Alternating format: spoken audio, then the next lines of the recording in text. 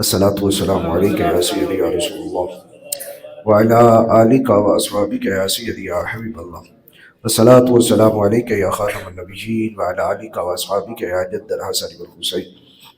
आज हमारा जो मज़मून है वो है तज़किराए हज़रत सय्यदा तय्यबा ताहिरा खदीजतुल कुबरा रज़ियल्लाहु तआला अन्हा। असल नाम है खुदैजा। खुदैजा तो खदीजा उर्फ़ आम में हम कह देते हैं। हज़रत सय्यदा खुदैजा रज़ियल्लाहु तआला अन्हा वो दुनिया इस्लाम में अजीम तरीन खुश नसीब ख़ातून है कि जिनको आक़े करीम जाने दो आलम सल्लल्लाहु तआला अलैहि वसल्लम की बिला शिरकत गैर 25 साल रिफ़ाक़त नसीब रही। सुभान अल्लाह। और आपकी मौजूदगी में नबी पाक अलैहिस्सलाम ने दूसरा निकाह नहीं फरमाया, और आप ही वो अजीम ख़ातून हैं जो सबसे पहले नबी पाक अलैहिस्सलाम पर ईमान लाएं। आपके ईमान लाने के बारे में अगर अक़वाल को हम मद्देनज़र रखें तो हज़रत मौला अली शेर खुदा बच्चों में पहले मोमिन हुए, मर्दों में हज़रत सैयदना सिद्दीक़ अकबर रज़ियल्लाहु तआला अन्हु ने पहले ईमान का इजहार किया, ग़ुलामों में हज़रत ज़ैद बिन हारिसा ने किया, और ख़वातीन में हज़रत उम्मुल मोमिनीन सय्यदा खुदैजतुल कुबरा ने किया। इन चारों में पहले कौन हुआ? इन चारों में पहले हज़रत खदीजा हुई।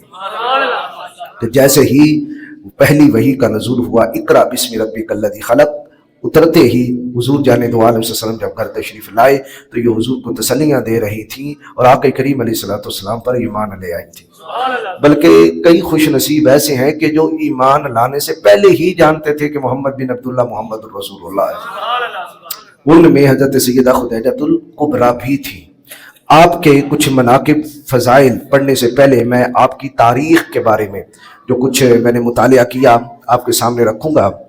और कुरान मजीद फुरक़ान हमीद ने कहा, वद्दुहा वल्लैलि इज़ा सजा मा वद्दअक रब्बुका वमा क़ला वलल्लाखिरतु खैरुल लका मिनल ऊला वलसौफ़ युअतीका रब्बुका फ़तरदा अलम यजिदका यतीमन फ़आवा ववजदक दाल्लन फ़हदा ववजदक आइलन फ़अग़ना।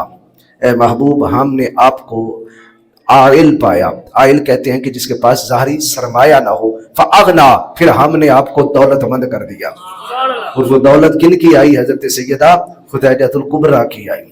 तो हज़रत सय्यदा खुदैजतुल कुबरा ये नबी पाक अलैहिस्सलाम की रिश्ता में पहले से क्या लगती हैं, इस पर तवज्जो फरमाना। एक तो बीवी है ना, बीवी से पहले आपका क्या रिश्ता था? नबी पाक अलैहिस्सलाम का शजरा मुबारक है मुहम्मद बिन अब्दुल्ला बिन अब्दुल मुत्तलिब बिन हाशिम बिन अब्द मुनाफ बिन कुसै। कुसै के 4 बेटे हैं।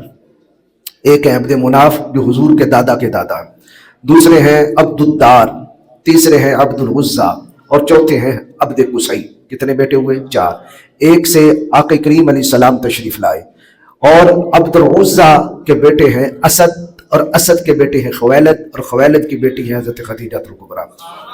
तो ये रिश्ता हुजूर से यूँ इनका पहले से ही ख़ानदान की चश्मो चराग थी। हज़रत सय्यदा खुदैजतुल कुबरा का दूसरा हुजूर से जो करीबी रिश्ता है वो सुन लें। आपके 4 बहन भाई हैं। कितने बहन भाई हैं आप? 4, जिनमें एक तो आप हैं सय्यदा खुदैजतुल कुबरा, दूसरी हैं सय्यदा हाला बिनत ख़ुवैलिद, तीसरे हैं भाई अवाम, और चौथे हैं हुज़ाम। हुज़ाम के बेटे हैं हकीम बिन हुज़ाम, भतीजे अजीम तर सहाबी रसूल।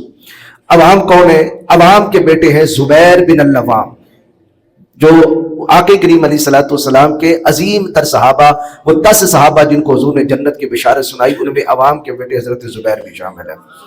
फरमाया ज़ुबैर फिल जन्नह, ज़ुबैर जन्नती है। और इन्हीं ज़ुबैर के बारे में आक़े करीम अलैहिस्सलाम ने फरमाया कि हर नबी का एक हवारी होता है और मेरा हवारी ज़ुबैर है। और इन्हीं ज़ुबैर के बारे में आक़े करीम अलैहिस्सलाम ने फरमाया अज़्ज़ुबैरु तलहतु, दोनों जारा या फिल जन्नह, ये दोनों जन्नत में मेरे पड़ोसी हैं, ये दोनों जन्नत में मेरे पड़ोसी। अब ये अवाम, ये कौन?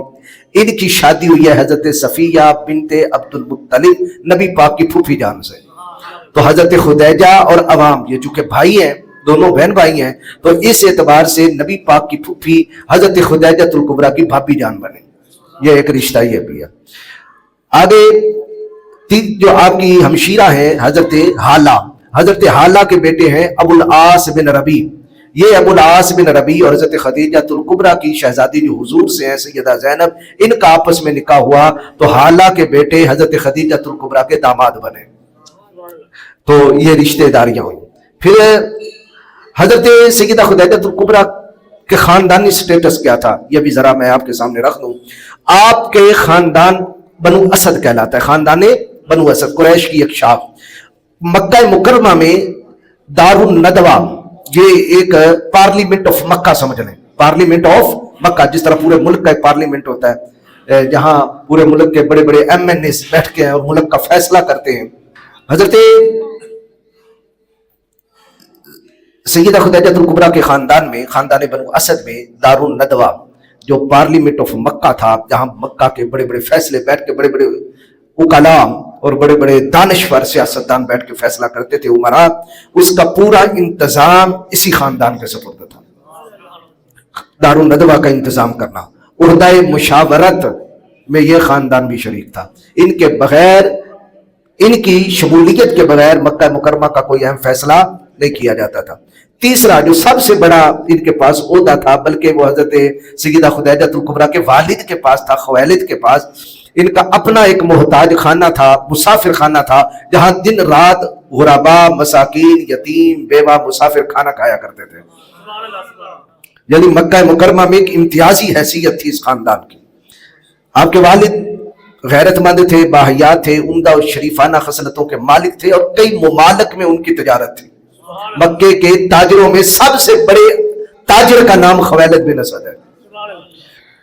حضرت سیدہ خدیجہ الکبریٰ رضی اللہ تعالیٰ عنہ کے والد، اچھا یہ حضرت خدیجہ الکبریٰ شروع سے ہی توحید پرست تھی، بت پرست نہیں تھی. آپ بھی شروع سے توحید پرست تھی، حضرت مولا علی بھی شروع سے توحید پرست تھے، حضرت ابوبکر صدیق بھی شروع سے توحید پرست تھے، حضرت زید بن حارثہ بھی شروع سے توحید پرست تھے.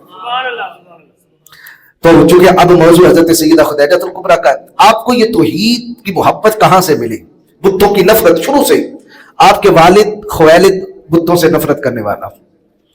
آپ کے چچا کے بیٹے ہیں ورقہ بن نوفل، عیسائی عالم، عیسائی عالم. اس وقت دین حق عیسائیت دین حق تھا، حضرت عیسیٰ علیہ السلام کا دین. تو ورقہ بن نوفل یہ عیسائی عالم تھے، اور بلکہ انجیل کو عربی زبان میں کتابت کرتے تھے، لکھتے تھے. اور جب پہلی وحی کا نزول ہوا اقرأ بسم ربک الذی خلق، اس کے بعد حضرت خدیجہ سب سے پہلے حضور کو جن کے پاس لے کر گئیں وہ حضرت ورقہ بن نوفل تھے. اور حضرت ورقہ بن نوفل نے کہا تھا، وہ نبینا ہو چکے تھے، بوڑھے ہو گئے تھے، انہوں نے کہا بھتیجے جو دیکھا ہے مجھے بتائیں. تو آقا کریم علیہ السلام نے جو دیکھا تھا وہ سارا بتایا. وہ کہنے لگے واللہ یہ وہی فرشتہ ہے جو حضرت موسیٰ کے پاس آیا کرتا تھا.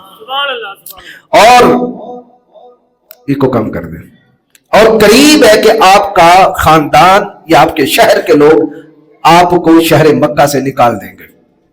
نبی پاک علیہ السلام نے فرمایا ورقہ ایسا ہوگا؟ انہوں نے کہا کہ کوئی نبی ایسا نہیں ہے کہ جب وہ اعلان نبوت کرتا ہے، رب کی وحدانیت کا پیغام دیتا ہے، تو اس کے شہر کے لوگ مخالف نہ ہوں. آپ کا یہ شہر مخالف ہوگا، اور اگر میں اس وقت تک زندہ رہا تو میں آپ کی ضرور مدد کروں گا. یہ ورقہ تھوڑے دنوں بعد فوت ہو گئے. تو نبی پاک علیہ الصلوۃ والسلام سے حضرت خدیجہ الکبریٰ نے کہا یا رسول اللہ ورقہ کیا بنا مرنے کے بعد؟ آقا کریم علیہ السلام نے فرمایا میں نے انہیں خواب میں جنت کے اندر دیکھا ہوا ہے. تو ورقہ جنتی ہوئے. تو اس سے پتہ چلا کہ ورقہ حضور پر ایمان لے آئے تھے. ورقہ بن نوفل یہ بھی خاندان میں سے تھے، اور حضرت عیسیٰ کی باتیں کرتے تھے، انبیاء کی باتیں کرتے تھے، توحید کتابوں کی باتیں کرتے تھے. تو انہی سے بھی سن کر حضرت سیدہ خدیجہ الکبریٰ کو توحید کی معرفت نصیب ہو گئی. اسی طرح آپ کے خاندان میں عثمان بن حویرث یہ بھی عیسائی عالم ہوئے. اور شہر مکہ میں ان کے دوست ورقہ بن نوفل اور عثمان بن حویرث کے دوست تھے زید بن عمر بن نفیل. اور یہ زید بن عمر بن نفیل وہ ہے کہ جس نے تقریباً شام، عراق، یمن، مصر کے بڑے بڑے علماء سے ملاقات کی تھی.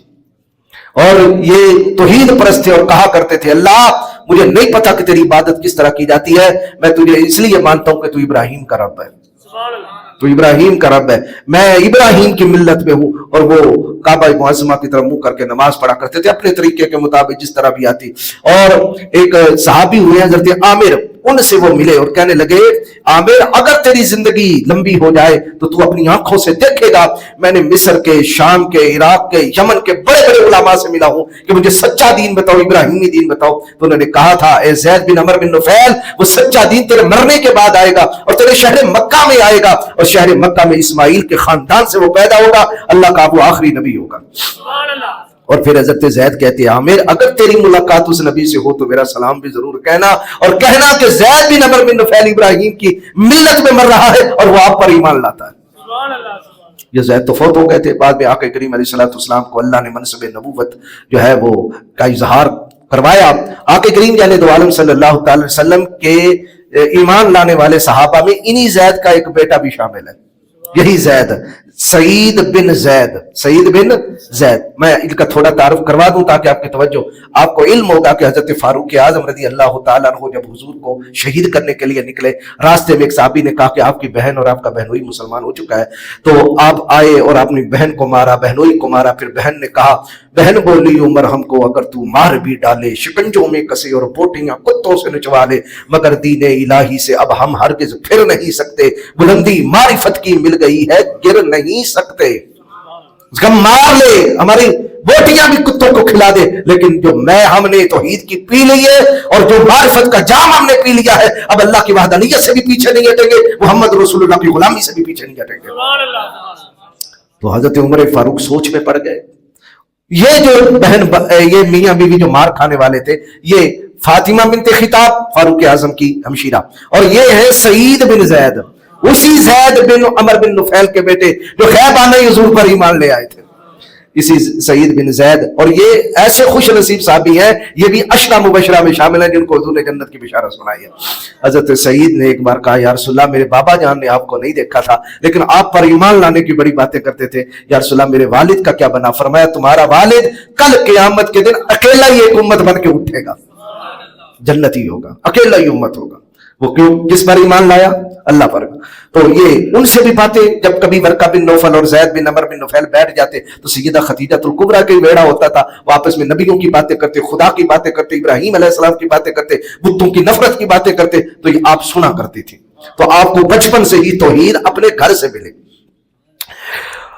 جب آپ بڑی ہوئی تو آپ کا نکاح خاندانی رواج کے مطابق، ماحول کے مطابق، سب سے پہلے نکاح ابو حالہ بن بناش تمیمی سے ہوا. یہ قریش کے یہ بہت بڑے شریف النفس تھے لیکن یہ بعد میں فوت ہو گئے. ان سے آپ کا ایک بیٹا حالہ اور دوسرا ہند پیدا ہوا. حالہ تو چھوٹی عمر میں فوت ہو گیا اور ہند یہ بڑے ہوئے اور یہ صحابی رسول بنے. آپ کا پھر دوسرا نکاح عتیق بن عابد بن عبداللہ بن عمر بن مخزوم سے ہوا اور یہ بھی جنگ فجار میں قتل ہو گئے. تو آپ بیوہ ہوئیں. کتنی بار بیوہ ہوئیں؟ 2 بار. ان سے آپ کی ایک بیٹی پیدا ہوئی ہند، اور یہ ہند جو تھی یہ بھی حضور پر ایمان لائی اور ان کا سارا آگے جو بیٹے تھے وہ بھی حضور پر ایمان لائے. تو ان کی کنیت ہے ام محمد صلی اللہ علیہ وسلم. اب تیسرا نکاح کیسے ہوا؟ آپ کے جب 2 بار بیوہ ہوئی تو آپ کی عمر 30 سال تھی. دوسری بار جب آپ بیوہ ہوئی تو عمر کتنی ہے؟ 30 سال. آپ نے اس کے بعد نکاح کا خیال ہی چھوڑ دیا. 10 سال بیوگی کے گزارے آپ نے. ادھر 2 شوہروں کا کاروبار اور ادھر والد بھی فوت ہو چکا، والد کا بھی سرمایہ اور کاروبار تھا، آپ نے اکیلے ہی سارے کاروبار کو پھر سنبھالا. حضرت سیدہ خدیجہ الکبریٰ رضی اللہ تعالیٰ عنہ نے پورے 10 سال، 30 سال بیوگی، 10 سال اوپر تو کتنے سال ہو گئے؟ 40 سال. ادھر حضور 22-23 سال کے ہیں. آقا کریم علیہ الصلوۃ والسلام اور خدیجہ الکبریٰ میں عمر کا جو فاصلہ وہ 15 سال کا. حضرت سیدہ خدیجہ الکبریٰ کو مال لے جانے اور لے آنے پر ایسے افراد کی ضرورت تھی جو دیانت، امانت، صداقت میں ماہر ہوں، سچے بھی ہوں، امین بھی ہوں. نبی پاک علیہ السلام نے فرمایا التاجر الامین الصدوق مع الانبیاء والشہداء یوم القیامہ. فرمایا سچا اور امانت دار بزنس مین جو ہوگا کل قیامت کے دن وہ نبی اور صدیقوں کے ساتھ ہوگا اور شہیدوں کے ساتھ ہوگا.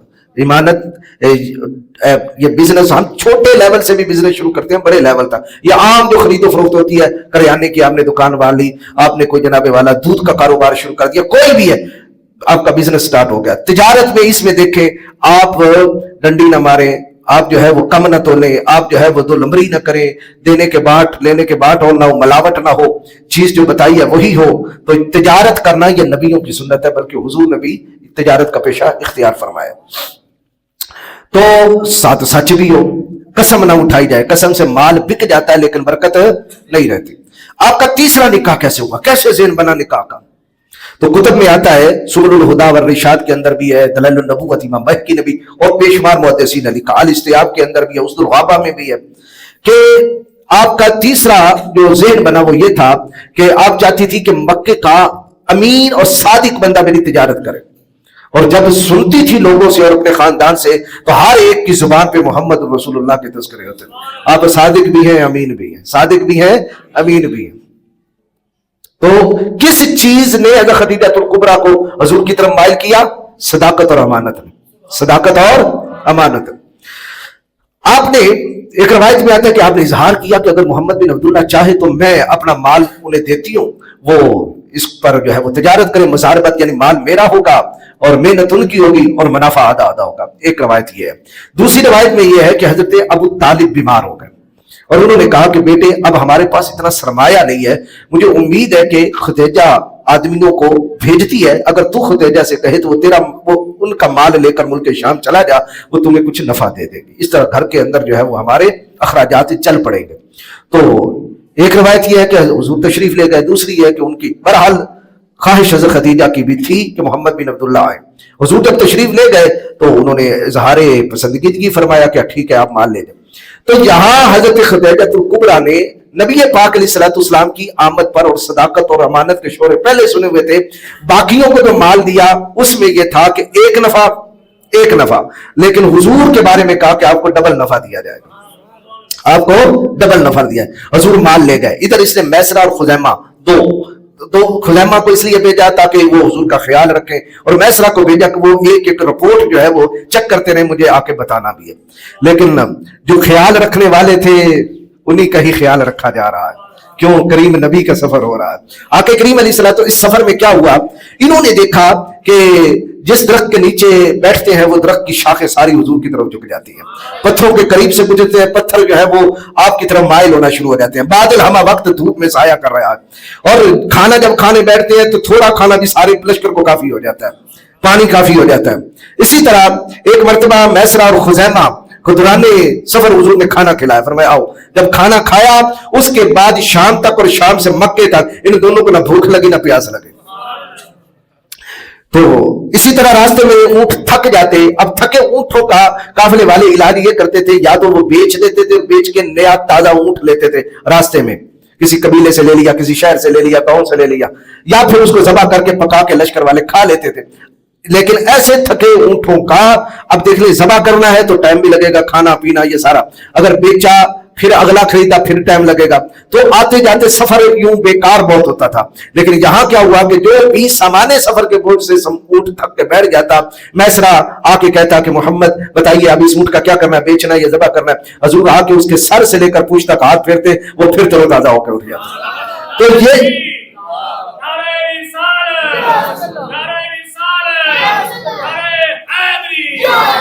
تو آقا کریم علیہ الصلوۃ والسلام نے جب سامان بیچا وہاں بصرہ شہر میں, بصرہ ایک ہے بصرہ اور ایک ہے بصرہ, دونوں میں فرق ہے. بصرہ یہ ملک شام کا شہر ہے اور بصرہ یہ عراق کا شہر ہے.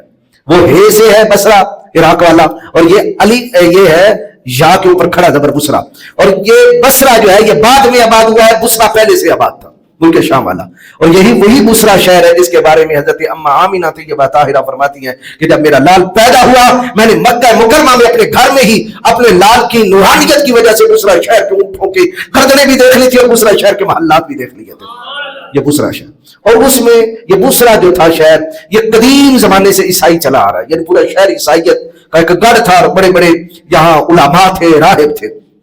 جب آپ بصرہ شہر پہنچے اور منڈی میں خرید و فروخت سامان بیچنے کے لیے, تو کسی شخص نے کہا آپ یہ سامان جو بیچ رہے ہیں آپ لات و عزیٰ کی قسم اٹھائیں. ان کو یہ علم تھا حجاز و مقدس عرب کے اندر جو لوگ ہیں لات و عزیٰ دیویوں کو دیوتاؤں کو بڑا پوجتے ہیں اور ان کی مانتے ہیں, تو یہ بھی عربی ہیں. نبی پاک علیہ السلام نے جب سنا لات و عزیٰ کا تو آقا کریم علیہ الصلوۃ والسلام جلال میں آئے. آپ نے فرمایا ان دونوں کا میرے سامنے نام نہ لیا جائے. وہ بڑے حیران ہو گئے کہ ایک مکی ایک حجازی شخص جو ہے وہ لات و عزیٰ سے نفرت کھا رہا ہے. آپ نے کہا میں تجھے سامان نہیں بیچوں گا, تم چلے جاؤ, لات و عزیٰ کا نام لینے سے. تو یہ بات مشہور ہوگی منڈی کے اندر کہ ایک شخص ہے نوارد ہے اور نیا ہے, پہلی مرتبہ ہے, لیکن لات و عزیٰ کا نام سننا نہیں چاہتا. تو نستورہ راہب تک یہ بات جا پہنچی. नस्तूरा राहिब हुजूर को देखने आया। जब उसने हुजूर के शमाइल और खसाइल देखे और ये देखा कि आपके ऊपर जो है वो बादल साया कर रहा है और लातो उस्सा की कसम नहीं उठा रहे, तो उसने कहा वो हुजूर के पास आया, बल्कि खुजैमा से मिला। खुजैमा से कहा ये जो दूर शख्स खड़ा है जो सामान तिजारत फरोख्त कर रहा है, क्या इसकी आंखों में सुर्ख डोरे हैं? तो खुजैमा ने कहा है। उसने कहा फिर हाजा नबी, ये नबी है और ये आखिर ज़मान नबी है। तो जब उसने ये कहा तो खुजैमा और मैसरा ये करीब हुए, तो इसी इशारों में शायद नस्तूरा राहिब की आवाज ऊंची होगी, तो कुरैश वालों ने समझा कि शायद ये अपने, क्योंकि उसकी सुरयानी जुबान थी, उसने सुरयानी जुबान में भी कुछ कहा, लोग इकट्ठे हो गए कि ये शायद हम पर हमलावर होने वाला। नस्तूरा भागा अपने क्या कहते हैं इबादत खाने की तरफ, वो छत पे चढ़ गया और उसने फिर वहां से पुकारा, ये जो शख्स है मोहम्मद बिन अब्दुल्ला साहब जो सामान बेच रहा है, और मैं कसम उठा के कहता हूं कि हाज़ा रसूल रब्बिल आलमीन। उस वक्त फिर दूसरा शहर वालों ने सुना, उसने कहा ये आखिरी नबी है, अन करीब इसका ज़हूर होने वाला, और जो ईमान ले आया इसकी इताअत जिसने कर ली वो कामयाब हो गया, जो जिसने इसका कहना न माना झुठलाया वो नाकाम हो जाएगा और दमी दमी जहन्नुम में जाएगा। वो खुतबा ही हुजूर का पढ़ने लग गया। इधर ये बार बार इरहासात देख रहे थे, इरहास और मोजज़ा। मोजज़ा किसको कहते हैं? जो बात अकल में नहीं आती। करामत किसको कहते हैं? वो भी बात अकल में नहीं आती। इरहास किसको कहते हैं? वो बात भी अकल में नहीं आती, लेकिन निस्बत से तारीफ बदल जाती है। अगर ये नबी कर दिखाए ऐसी बात जो अकल में ना आए, खिलाफ आदत काम हो और दावा नबुव्वत के बाद हो, उसको कहते हैं मोजज़ा। और नबी कर दिखाए ऐसी खिलाफ आदत और खिलाफ अकल वाकयात कर दिखाए लेकिन ऐलान नबूवत से पहले दिखाए, इसको कहते हैं इरहास। ये थोड़ा सा फर्क समझ ले। इरहास कहते हैं ऐलान नबूवत से पहले और मोजज़ा कहते हैं ऐलान नबूवत के बाद। और वली के हाथ से जो होती है वो क्या होती है? करामत होती है।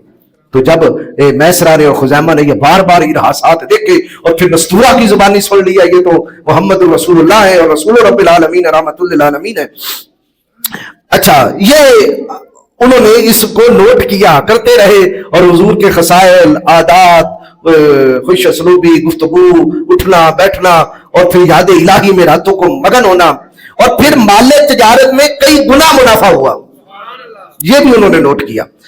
अच्छा, इधर क्या था? हुजूर कहां थे? मुल्के शाम में। इधर हजरत सैयदा खदीजतुल कुबरा रज़ी अल्लाह ताला अन्हा जो मक्का की थी, और मक्का की जो है वो खवातीन रोजाना ही खाना काबा की जियारत के लिए और हजर अस्वद और मकाम इब्राहिम जियारत के लिए आया करते थे। एक मरतबा खवातीन के साथ ये आई। ये सुबुल हुदा के अंदर है कि एक यहूदी आ निकला मक्का मुकरमा, और उसने कहा, औरतों को देखा और कहा, ए मक्के की औरतों, अन करीब एक नबी जलवागर होने वाला है, तुम में से जिसके पास में हो उससे निकाह कर ले। और वो बुतों को भी बुरा भला कह रहा था, ये कोई खुदा नहीं है, ये सब पत्थर के गूंगे, डोरे, अंधे, ना नफा देते ना नुकसान देते। वो औरतें चूंकि बुत परस्त थी, वो उन्होंने कंकरियां पकड़ी, किसी ने ईंट पकड़ी, जो भी उनके हाथ में वो उसे मारने लगे। हजरत सैयदा खदीजतुल कुबरा खामोश वहां बैठी रही। आपने ये भी सुन लिया। अब वो अन करीब ऐलान नबूवत करेगा, यानी इसका मतलब वो पैदा हो चुका है और जवानी के जो है वो लम्हात गुजार रहा है। उधर हुजूर कहाँ है? शाम में। वर्का बिन ये हज़रत खदीजतुल कुबरा वर्का के पास आ गई, चचा के बेटे के पास। कहा, ए वर्का, आज एक यहूदी की मैंने ये बात सुनी कि जो हरम में यूं हमारी औरतों की तरफ उसने मुंह करके एक बात कही। तो वर्का बिन नौफल ने कहा कि ए खदीजा, ये बात तो किताबों के अंदर भी लिखी हुई है कि बनु इस्माइल में से एक नबी पैदा होगा, ये तो किताबों में भी लिखी हुई है। और फिर उसने कहा कि वो आखिरी नबी भी होगा और ये आसार मोहम्मद बिन अब्दुल्ला में पाए जाते हैं। साथ उसने निशानदेही कर दी। अच्छा, इधर हुजूर की सदाकत व अमानत तो वो देख चुकी थी, लेकिन मोजज़ात तो इरहासात नहीं देखे, उधर वो नोट कर रहे थे। जब काफिला वापस आया तो हजरत, अच्छा, अब उनके आने से पहले हजरत सैयदा खदीजतुल कुबरा ने ख्वाब देखा। ख्वाब क्या देखा कि आसमान से सूरज उतरा और आपके घर में वो जलवागर हो गया, और वहां से फिर पूरे मक्के के अंदर रोशनी फैलने लगी, फिर पूरा आलम जगमगाया। वो जब उठी, उन्होंने वर्का से ये ख्वाब बयान की। वर्का ने कहा, खुदैजा तुझे मुबारक हो कि तू आखिरी नबी से निकाह करने वाली है। पहले निकाह का कोई प्रोग्राम भी नहीं बनाया था, और इधर इशारे मोहम्मद बिन अब्दुल्ला की तरफ भी हो रहे थे और उधर यहूदी की बात भी मद्देनजर थी। अब जब हुजूर वापस बोले, ये काफिला मुल्क शाम से वापस आया, तो पहले जाके मैसरा ने रिपोर्ट दी मक्का मुकरमा में। उसने सारी तफसीलात बताई, इस जगह ये हुआ, ये हुआ, ये हुआ, ये हुआ, ये हुआ। अब वो दिल में तो सारी बातें कर गई।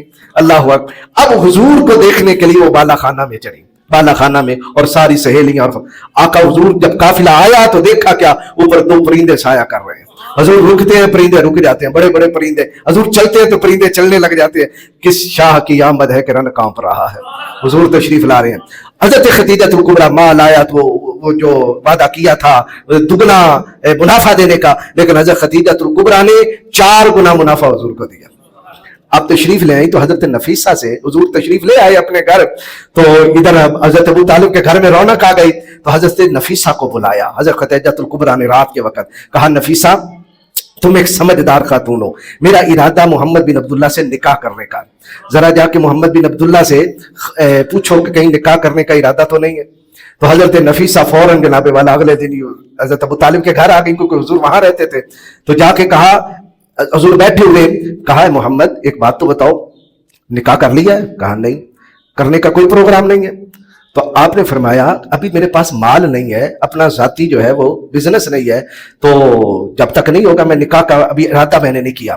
تو حضرت نفیسہ کہنے لگی, اگر کوئی مکے کی مالدار خاتون تجھ سے نکاح کرنے کا ارادہ کرے, جس کے پاس ہزاروں اونٹ ہوں, ہزاروں مال ہو, تو کیا پھر بھی نکاح نہیں کرے گا؟ تو آپ نے کہا, نفیسہ خدیجہ کی تو بات نہیں کر رہی. کہاں خدیجہ کی بات کر رہی ہوں. اللہ اکبر. حضرت فاطمہ بنت اسد حضور کی چچی جان بھی آ گئی کہ خدیجہ نے اس طرح محمد سے نکاح کا آمادگی کا اظہار کیا ہے. ابو طالب بھی آ گئے, لو بھی یہ رشتہ پکا ہو گیا. حضرت ابو طالب نے نبی پاک کا نکاح پڑھایا, اور ادھر ان کے چچا حضرت خدیجہ الکبریٰ کے چچا, کیونکہ والد کی وفات پہلے ہو چکی تھی, چچا نے پھر یہ دونوں سرپرست اکٹھے ہوئے نکاح پڑھایا, اور خطبہ پڑھا جناب ابو طالب نے, اور حاکم مقرر ہوا 20 اونٹ. کتنے اونٹ؟ ایک اونٹ کی قیمت کتنی ہے؟ لیکن قربان جائیں, جیسے یہ خدیجہ الکبریٰ حضور کی عقد میں آئی, سارا مال حضور کے قدموں میں ڈھیر کر دیا. اونٹ, مال تجارت, جتنا نوکر چاکر غلام سارے حضور کو دے دیے, اور خود حضور کی محبت میں ایسے سرشار ہو گئی. کھانا بھی حضور کے لیے خود بناتی تھی, اور حضور کا خیال بھی خود رکھتی تھی, حتیٰ کہ آقا کریم علیہ السلام ہر غریب کو مال, یتیم کو مال, بیوہ کو مال, اتنا مال خرچ کیا حضور نے, محتاجوں کو دیا, حتیٰ کہ بوجھ اٹھائے. جیسے خدیجہ الکبریٰ رضی اللہ تعالیٰ عنہ جب پہلی وحی نازل ہونے کے بعد حضور تشریف لائے اور کہا کہ خدیجہ مجھے خطرہ ہے, جو منصب مجھ پہ دیا جا رہا ہے, میری جان کا خطرہ ہے. تو حضرت خدیجہ الکبریٰ بستر پہ لٹا کے چادر کر کے تسلیاں دینے لگیں, اللہ آپ کو ضائع نہیں کرے گا. کیوں؟ اس لیے آپ یتیموں کا بوجھ اٹھاتے ہیں, محتاجوں کا بوجھ اٹھاتے ہیں, مہمانوں کو کھانا کھلاتے ہیں, جو جن کا کمانے والا کوئی نہیں ان کو کما کما کے آپ دیتے ہیں. بھلا اللہ آپ جیسے بندے کو ضائع کر دے گا؟ ایسا نہیں ہو سکتا. تو نبی پاک علیہ السلام خود بھی فرمایا کرتے, جب پورا مکہ مجھے جھٹلا رہا تھا, خدیجہ مجھے تسلیاں دے رہی تھی. جب سارے مکے نے اپنا مال بند کیا, خدیجہ نے میرے لیے مال اوپن کر دیا, اور اللہ نے مجھے خدیجہ کے بطن سے ساری اولاد سوائے ابراہیم کے ساری اولاد ہی اللہ نے حضرت خدیجہ الکبریٰ سے نبی پاک کو عطا فرمائے. ٹائم کتنا رہ گیا جی؟ ہاں چلیں. اب حضرت سیدہ خدیجہ الکبریٰ جب حضور کے نکاح میں آئی, مشہور روایت کے مطابق میرے آقا کی عمر 25 سال ہے, اور حضرت خدیجہ الکبریٰ کی عمر ہے جی 40 سال ہے. لیکن تتبع اور غور کرنے سے پتا چلتا ہے کہ حضور کی عمر 22 سال تھی. پھر میں انشاءاللہ اس کا کوئی خلاصہ کھولوں گا, کتنی؟ 22 سال. اور حضرت خدیجہ الکبریٰ کی عمر منور 37 سال تھی. یہ میں انشاءاللہ بعد میں, ابھی وہ تفصیل طلب میں کتابوں کے ڈھیر ابھی حوالے نہیں میں لگا رہا. تو حضرت آقا کریم جانے تو عالم صلی اللہ تعالیٰ علیہ وسلم اور آپ خدیجہ الکبریٰ کی عمر میں کتنا فرق ہے؟ 15 سال کا. تو اللہ نے آپ سے سب سے پہلے جو نعمت عطا فرمائی وہ حضرت قاسم عطا فرمائی. حضرت زینب پیدا ہوئی, حضرت رقیہ پیدا ہوئی, حضرت ام کلثوم پیدا ہوئی, حضرت عبداللہ طیب و طاہر پیدا ہوئے, حضرت بی بی فاطمہ زہرا پیدا ہوئی. تو یہ اولاد حضرت خدیجہ الکبریٰ سے نبی پاک علیہ السلام کو اللہ نے عطا فرمائی. حضرت خدیجہ الکبریٰ خود جب حضور کو تنہائی محبوب ہو گئی, اور اعلان نبوت سے پہلے کئی خواب آنے شروع ہو گئے, نبی پاک علیہ السلام کو تنہائی محبوب ہو گئی, شہر میں دل نہ لگا حضور کا, تو حضور پھر قریبی جبل ہرا, غار ہرا میں تشریف لے جاتے. حضرت خدیجہ الکبریٰ آپ کے لیے کھانا بناتی, ہفتے کا کھانا بناتی تھی, تاکہ حضور وہاں جو ہے وہ پریشان نہ ہو کھانے میں, پینے میں, سالن میں, اور خود اپنے ہاتھوں سے لے کر جایا کرتی تھی. ایک مرتبہ لے کر آ رہی ہیں کہ جبریل امین آ چکے تھے, اس کے بعد بھی حضور غار ہرا جایا کرتے تھے. تو جبریل امین آئے اور آ کے کہا, یا رسول اللہ یہ حضرت انس روایت کر رہے ہیں کہ حضرت انس رضی اللہ تعالیٰ عنہ بھی روایت کرتے ہیں اور حضرت ابو ہریرہ بھی روایت کرتے ہیں، مستدرک کے اندر ہے کہ جبریل امین نے کہا یا رسول اللہ ہذہ خدیجہ تو قد اتتک، یا رسول اللہ یہ خدیجہ ہے آپ کی طرف آ رہی ہے، وَمَعَهَا إِنَاءٌ فِيهِ إِدَامٌ أَوْ طَعَامٌ أَوْ شَرَابٌ، ان کے پاس ایک ٹیفن نما ایک ڈبہ ہے جس کے اندر کھانا بھی ہے، سالن بھی ہے، پانی بھی ہے۔ فَإِذَا هِيَ أَتَتْكَ، جب وہ آپ کے پاس آ جائے، فَقْرَ عَلَيْهِ السَّلَامَ مِنْ رَبِّهَا، تو ان کو رب العالمین کا سلام کہیے گا، انہیں رب العالمین کا سلام کہیے گا۔ وَبَشِّرْهَا، اور ان کو بشارت دے دے بِبَيْتٍ، ایک ایسے گھر کی، فِي الْجَنَّةِ، جو جنت میں ہوگا، مِنْ قَصَبٍ لَا صَخَبَ فِيهَا وَلَا نَصَبَ، جس کے اندر نہ شور ہوگی نہ تھکاوٹ ہوگی، وہ سارا محل حضرت خدیجہ کے لیے اللہ نے عطا فرما دیا۔ حضرت خدیجہ الکبریٰ آ گئیں جب غار حرا میں، نبی پاک علیہ الصلوۃ والسلام نے فرمایا خدیجہ مجھے کہا گیا ہے امرت ان ابشر خدیجہ ببیت فی الجنۃ من قصب لا صخب فیہ ولا نصب، مجھے ابھی حکم دے دیا گیا کہ میں تیرے لیے بشارت دے دوں کہ جنت میں تیرے لیے ایک محل تیار کر دیا گیا۔ اچھا پھر ایک واقعہ یوں بھی پیش آیا، حضرت انس کہتے ہیں کہ اتا جبریل علی النبی صلی اللہ علیہ وسلم، کہ جبریل امین نبی پاک علیہ السلام کی بارگاہ میں آئے، اور جبریل آیا کرتے تھے اکثر، ضروری نہیں کہ قرآن کی آیت ہی لے کر آئیں۔ علامہ فاسی مطالع المسرات کے اندر لکھتے ہیں کہ کسی نبی کے پاس جبریل 50 بار آیا، 5 بار آیا، 10 بار آیا، 1 بار آیا، 3 بار آیا، 20 بار آیا، زیادہ سے زیادہ ہوا تو 500 بار آیا، لیکن حضور کے پاس وہ حضور کی زندگی میں 24,000 مرتبہ آیا۔ کتنی بار آیا؟ 24,000۔ اب پہلی مرتبہ کب آیا تھا؟ وہ غار حرا میں، اس 40 سال پوری عمر ہو چکی، اب اس کے بعد حضور کی عمر منور کتنی ہے؟ 23 سال رہ گئی نا، 63 میں سے 40 نکل کے پیچھے 23 سال، تو 23 سال میں وہ کتنے بار آ رہا ہے؟ 24,000 مرتبہ۔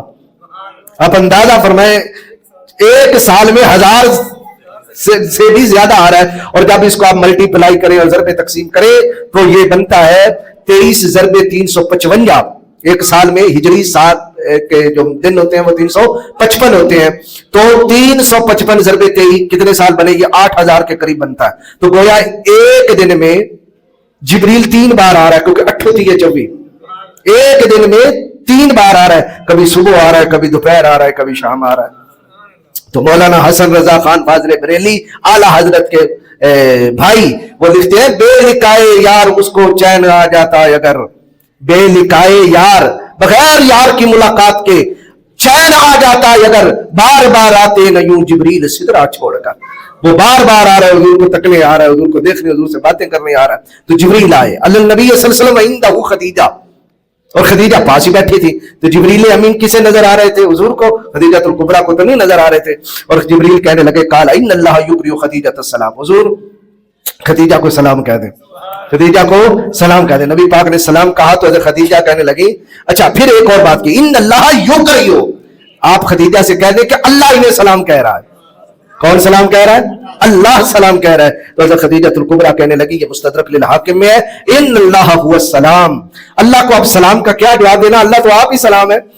بھئی کوئی سلام کہے تو سلام کا جواب دینا چاہیے، آپ کو کہیں کہ فلاں بندہ آپ کو سلام بھیجتا ہے تو آپ کیا کہیں گے؟ علیک السلام و علیہ السلام، علیکہ و علیہ السلام، آپ پر بھی سلامتی ہو اور اس پر بھی سلامتی ہو، جو لا رہا ہے اسے بھی سلامتی دینی ہے، جس کا پیغام لا رہا ہے اسے بھی سلامتی دینی ہے، یہ مسنون طریقہ ہے۔ تو جبریل امین سے حضرت خدیجہ الکبریٰ کہنے لگی ان اللہ هو السلام، اللہ تو ہے ہی سلام، اللہ کو کیا سلام دینا، وعلیک السلام ورحمۃ اللہ، جبریل تجھے سلام ہو، تجھ پہ رب کی رحمت ہو۔